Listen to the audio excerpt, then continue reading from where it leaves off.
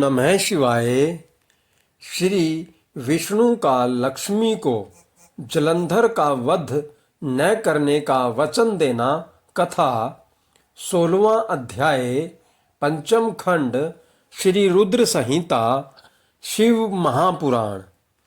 सनत कुमार जी बोले, हे व्यास जी, इस प्रकार जब देवगुरु बृहस्पति ने देवताओं को युद्ध रोक देने के विषय में कहा तो सभी ने गुरु की आज्ञा का पालन किया और युद्ध रुक गया।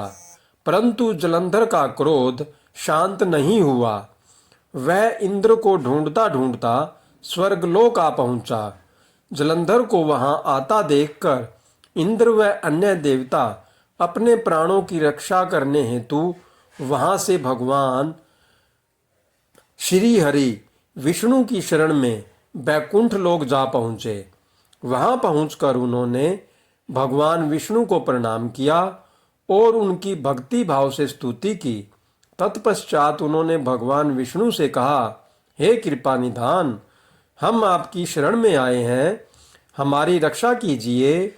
तब देवताओं ने विष्णु जी को जलंधर के विषय में सब कुछ बता दिया।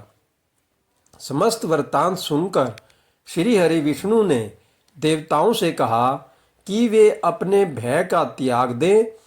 उन्होंने उनकी प्राण रक्षा करने का आश्वासन दिया और कहा कि मैं जलंधर का वध कर तुम्हें उससे मुक्ति दिलाऊंगा। यह कहकर भगवान विष्णु अपने वाहन गरुड़ पर सवार होकर चलने लगे। यह देखकर देवी लक्ष्मी के नेत्रों में आंसू आ गए और वे बोली, हे स्वामी, जलंधर समुंदर देव का जातक पुत्र होने के कारण मेरा भाई है। आप मेरे स्वामी होकर मेरे भाई को क्यों मारना चाहते हैं? यदि मैं आपको प्रिय हूं तो आप मेरे भाई का वध नहीं करेंगे।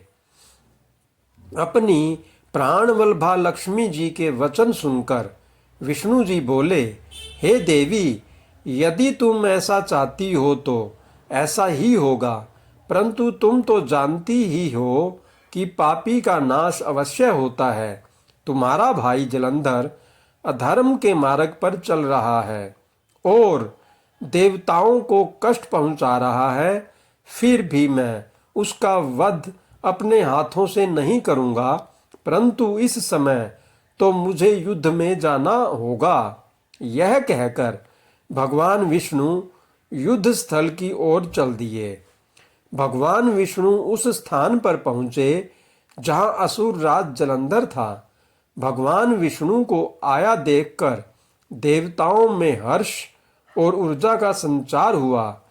देव सेना अत्यंत रोमांचित हो गई। सभी देवताओं ने हाथ जोड़कर श्री हरि को प्रणाम किया। भगवान विष्णु का मुखमंडल अद्भुत आभा से प्रकाशित हो रहा था। उनके दिव्य तेज के सामने दैत्य और दानवों का खड़े रह पाना मुश्किल हो रहा था। श्री हरि विष्णु के वाहन गरुड़ के पंखों से निकलने वाली प्रबल वायु ने वहां पर आंधी सी ला दी थी। इस आंधी में दैत्य इस प्रकार घूमने लगे जिस प्रकार आसमान में बादल घूमते हैं। अपनी सेना को ऐसी विकट परिस्थिति में देखकर जलंधर अत्यंत क्रोधित हो उठा। ओम नमः शिवाय। हर हर महादेव। जय शिव शंभु, जय शिव शंकर, जय महाकाल।